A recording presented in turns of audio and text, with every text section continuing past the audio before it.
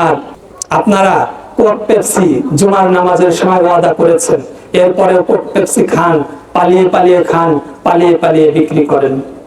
ঠিক আছে, শোনেন, আমি এই মহলায় কে কি করে, আমি কিন্তু আমার কাছে তথ্য আসে। ঠিক আছে, আপনি যাই করেন তাই মানুষ বলে। ঠিক আছে, এগুলো করবেন না। আপনি আমাদের থেকে পালিয়ে এগুলো করে লাভ আছে? আল্লাহকে বিশ্বাস করেন? হ্যাঁ, আপনি দাজ্জালের অনুসারী হবেন, আপনি দাজ্জালের অনুসারী হবেন। দাজ্জাল যখন আসবে, খাবার থাকবে না, টাকা থাকবে না, পানি থাকবে না, কিছুই থাকবে না। দাজ্জালকে খোদা মানবেন তো পাবেন, না হলে পাবেন না।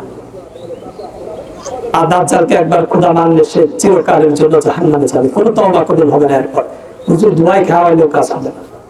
আপনি এখন মুসলমানদের রক্ত খান, মুসলমানদের সাথে এগুলো বর্জন করতে পারেন না। এগুলো বর্জন করবেন এই ঈদে, চিরকালের জন্য।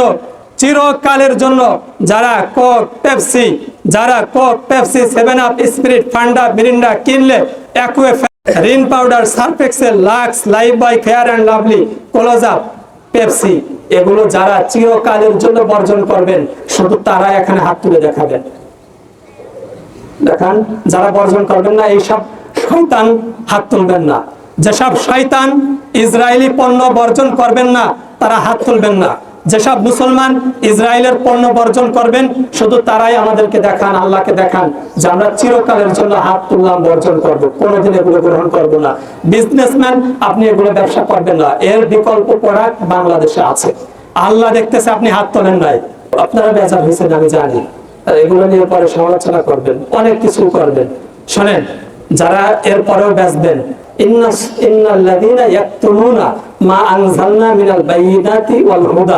যখন নিষিদ্ধ বিষয়, খারাপ বিষয়গুলো মানুষের সামনে প্রকাশ করে দেওয়া হয়, এরপরে যারা সেগুলো করে বিরত হয় না,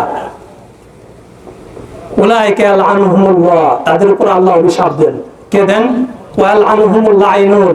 এবং পৃথিবীর আসমান জমিনের যত ফেরেশতা আছে, অভিশাপকারী যত যা আছে, সকলের অভিশাপ তাদের উপর। আপনি আমার উপর বেজার হন কেন? আল্লাহর কোরআনের অভিশাপ আপনার উপরে, আল্লাহর ফেরেশতাদের অভিশাপ, দুনিয়ার সব মুসলমানের অভিশাপ আপনার উপরে, আপনি আমার উপর বেজার হন কেন? একে আপনা পরের 2 পৃষ্ঠা পরে আবারও বলেছেন। এর জন্য আমরা এগুলো বর্জন করবো, বেজার হবো না। এর বিকল্প আছে, আমরা সেটা নিব।